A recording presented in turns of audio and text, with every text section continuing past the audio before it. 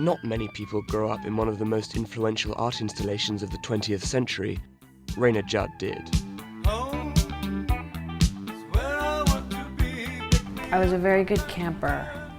We had started camping in West Texas, and I think I had a very adaptable nature in terms of where to be and where to set up shop and where to sleep. Including within this house? Including within this house, yeah. Rainer's father was Donald Judd, sculptor and minimalist, though he hated both terms.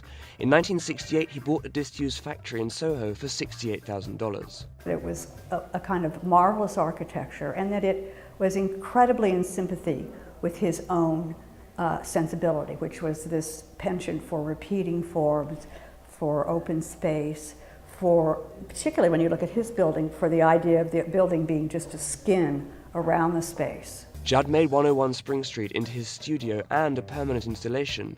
It was also his family home. You know, Judd was a great artist, and great artists basically put their work first, so there was all kinds of pressure. He wanted most of the space for himself, and he wanted it as he wanted it.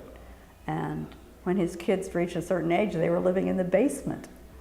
When Judd died in 1994, heavily in debt, he asked his children to preserve his home. So it was only later when I was in my 20s that I realized we were given this, I don't know if you'd call it a request inadvertently, but yeah, that we were asked to do this for our dad's work. $23 million later, and Spring Street is almost exactly as Judd left it.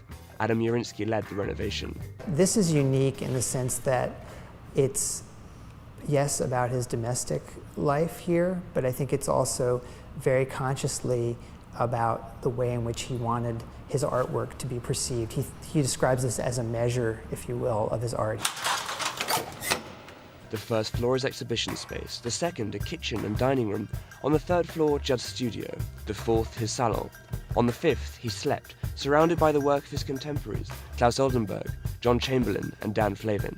Just an amazing handling of internal space. It's an amazing integration of art and functioning objects. It's an amazing statement of a lifestyle that's sort of beyond lifestyle, that's a worldview. And it can make you change the way you want to live in your own spaces.